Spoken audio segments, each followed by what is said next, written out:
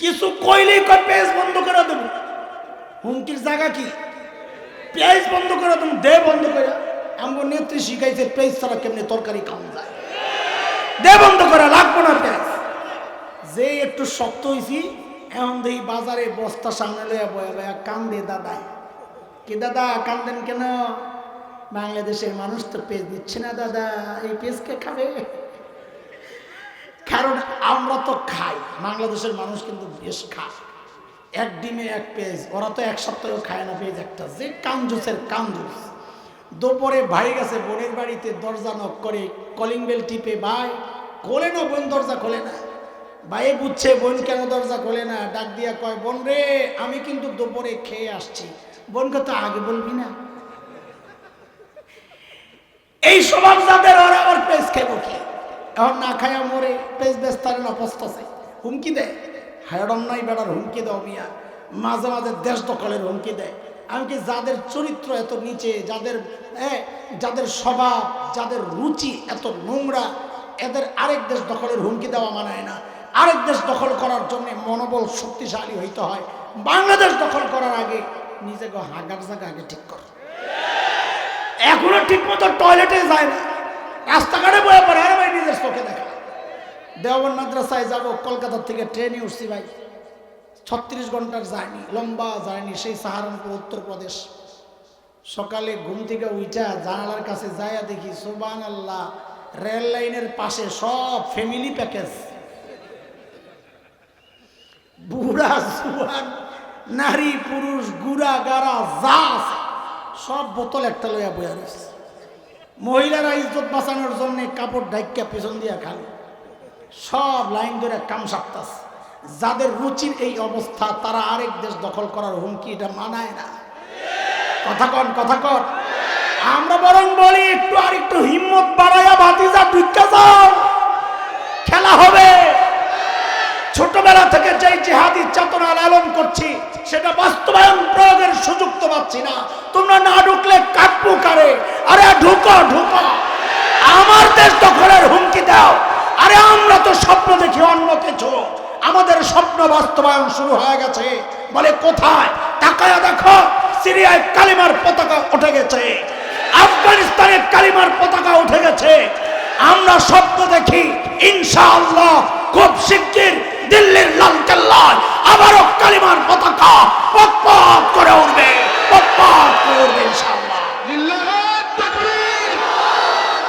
ইসলামের শত্রুরা, ইসলামের শত্রুরা কুরআন সুন্নাহর আলো, লিল্লাহ তাকবীর। বলেন ঢোকার প্রক্রিয়া কয়টা? ভুলে গেছেন না? মনে আছে? 1 নাম্বার অপব্যাখ্যা, 1 নাম্বার, 2, 3। আচ্ছা ঠিক আছে, যেটা কই তোরা শান্তি পাস। 4 নাম্বার নেক্সরতে। চলেন আমরা জান্নাত থেকে বাইরে দুনিয়ায় আসি। দুনিয়ায় এসে ওই প্রক্রিয়াগুলো দিয়ে শয়তান এখন আমাকে আপনাকে কিভাবে দিন থেকে দূরে সরানোর চক্রান্ত করে একটু দেখেন। এটা হলো আমাদের প্রথমটা কি? অপব্যাখ্যার সুরতের অভাব নাই, যেদিকে তাকাই তো অপব্যাখ্যায় চলতেছে। আপনাদের 1-2টা দেখাইয়া সামনের দিকে আগাইতে হইব, তো সময় তো বেশি নাই।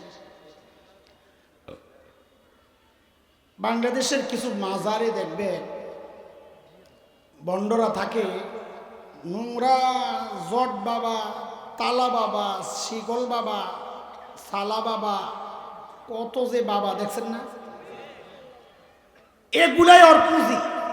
এই যে একটা ভাব, এই ভাবটাই বুঝি, ভিতরে নাই কিচ্ছু। একটা ভাবের গল্প শোনাই আপনারা। আমরা তখন ছোট, আমার এক চাচাতো বোন থাকে চট্টগ্রাম। তো আমার এক ভাইগনা ছিল আমাদের দুষ্টামির পার্টনার, এক বয়সী। মামু ভাইগনা যেখানে আপদ নাই সেখানে এই কালিমা পড়ে দুজন বেরিয়ে যেতাম না। তো বোনের বাড়িতে গেছি বেড়াইতে চট্টগ্রাম। তো দুলাভাইরে কইলাম, দুলাভাই বাইজিদ বুস্তামির মাজারে যাও দেখতে। দুলাভাইকে সব শয়তানের আখড়া হেনে বাটপাররা থাকে, তোমরা মুসিবতে টসিবতে পড়বা। আমগো তো দিলে হিম্মত আছে, দুনিয়ার যত বাটপারি হোক আমরা মাদ্রাসা ছাত্র, আমাদের কাছে কাইতে দিই। কারণ কি? কারণ আমরা শয়তান শাসন করি। শয়তানরে শাসন না করলে কোরআন পড়তে পারতাম। আরে কোরআনরে পড়ি তো শয়তানরে পিড়াইয়া খেদাইয়া। যারা শয়তান পিড়াইতে পারে দুনিয়ার কারণে পিড়ানো আর হেগো পক্ষে অসম্ভব। খালি পিড়াই না, পারলে পেলাম, ধরলে পেলাম সারুক না। তো দুলাভাই কত টাকা পয়সা ঘড়ি টড়ি যা আছে খুললে যাইও, ঠিক আছে, এটা কোনো সমস্যা নাই। দুই মাও বাইক না হাঁটতে হাঁটতে গেছি অনেক দূর। তো পকেট তো খালি, পকেটে হাত দিয়ে হাঁটতাছি দুজনে নিশ্চিন্তায়। দেখছি দূরের থেকে আমগরে একজনে ফলো করছে, শেকল বাবা। ও আমাদের দিকে তাকায় তাকায় একটা ভাব লইয়া আইতাছে পিসাপ্ত। ওই যে বলছি ওই ভাবটাই ওর বুঝি। হঠাৎ আমাদের সামনে এসব দাঁড়াইয়া এমন একটা ভাব লইল, দে কি আরে দে তো যেমনি তেমনি কয় নাই। সাধারণ মানুষ হলে তো ছেড়ে দিত, আমরা তো জানি এমন কিছু ঘটবো। তো পকেটে তো হাত, যেই কইছে দে, আমি আর দেরি করি নাই, পকেট থেকে হাতটা না, পকেট তো খালি, ল তোর কি লাগবে। করবর করে কতক্ষণ তাকায় থেকে বুঝছে এটা আমার সে বড়রা কাইটা পড়ছে। ওই শয়তানগুলোর যদি জিজ্ঞেস করেন এই তুই নামাজ পড়স না কেন, ও কোরআন দিয়ে দলিল দিবে আপনাকে। ওই যে ব্যাখ্যাটা খালি ঘুরিয়ে দিব, অপব্যাখ্যা। কি দলিল? ওয়াবুদ রাব্বাক, কোরআনের আয়াত, ওয়াবুদ রাব্বাকা হাত্তা ইয়াতিয়াকাল ইয়াকিন। অর্থ হইল ইয়াকিন আসার আগ পর্যন্ত আল্লাহর তোমার রবের ইবাদত করো। এই ইয়াকিন মানে সমস্ত মুফাসসিররা বলেন মৃত্যু। ইয়াকিন মানে, কারণ মৃত্যুর মতো ইয়াকিনি জিনিস দুনিয়া আর কিচ্ছু নাই। মানুষ বহু পাওয়া যাবে যারা রব স্বীকার করে না, মুরতাদ, হ্যাঁ, নাস্তিক, নাস্তিক। কিন্তু এমন মানুষ পাওয়া যাবে না যে মৃত্যুকে অস্বীকার করে। আছে নাকি? মুফাসসিররা বলেন তুমি আমৃত্যু তোমার রবের ইবাদত করো। আর ওরা অপব্যাখ্যা দিয়ে এটার অর্থ কি বানাইছে, ইয়াকিন মানে হইল অন্তরের বিশ্বাস। আমগো ইয়াকিন আইসা গেছে, এখন আর আমগো ইবাদত লাগে না। এই মোল্লা গো এখন ইয়াকিন ঠিক হয় না, এই জন্য ওরা নামাজ পড়ে। দেখছেন নি কারবার? অপব্যাখ্যা।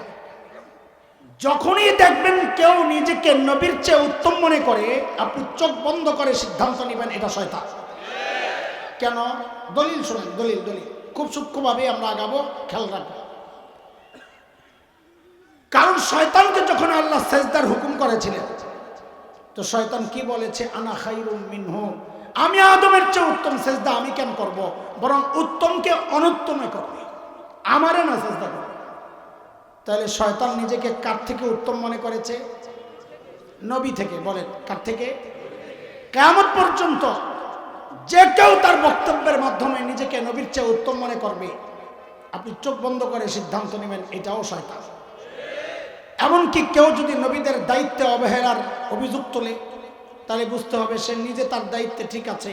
এই জন্যই বলে নবী মূসা তার দায়িত্ব অবহেলা করেছেন, এমন বক্তব্য দেওয়ার সাথে সাথে আপনি চোখ বন্ধ করে সিদ্ধান্ত নেবেন, এটাও একটা শয়তান। এই সমস্ত ফাজিলগুলো যে বলে আমাদের ইবাদত লাগে না, নামাজ লাগে না, ওরা মূলত নিজেদেরকে নবীদের চেয়ে উত্তম মনে করছে। কেমনে কেমনে বুঝে? হযরত ঈসা আলাইহিস সালাম নিজের পরিচয় দিচ্ছেন, সূরা মারইয়ামের মধ্যে আসছে। হযরত ঈসা কি বলেন? তিনি বলছেন, ক্বালা ইন্নী আবদুল্লাহ আতানিয়াল কিতাব وجعلني نبيا وجعلني مباركا أينما كنت وأوصاني بالصلاة والزكاة ما دمت حيا। হযরত ঈসা বলেন আমি আল্লাহর বান্দা। আল্লাহর বান্দা তো আমিও, হুজুরে ও হুজুরে আপনারাও।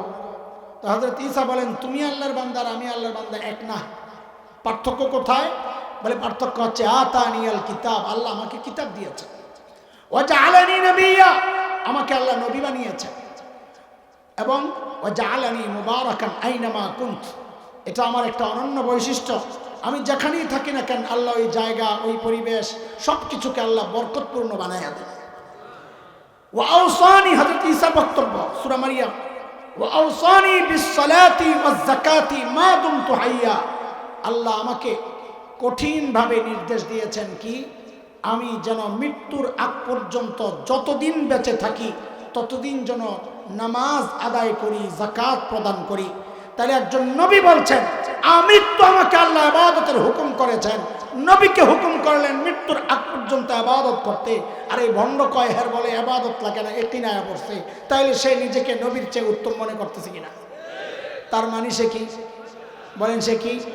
কাজী সমাজে যেটাকেই দেখবেন যে ইবাদত লাগে না বলে আপনি বুঝবেন আর যাই হোক রে রাস্তাটা কাঁচা ইবলিস। মনে থাকবে ইনশাআল্লাহ। অপব্যাখ্যার আরেকটা সুরত দেখায় পরবর্তীটা চলে যাব, যেহেতু সময়টা দাবি করে এই কথাটা বলি।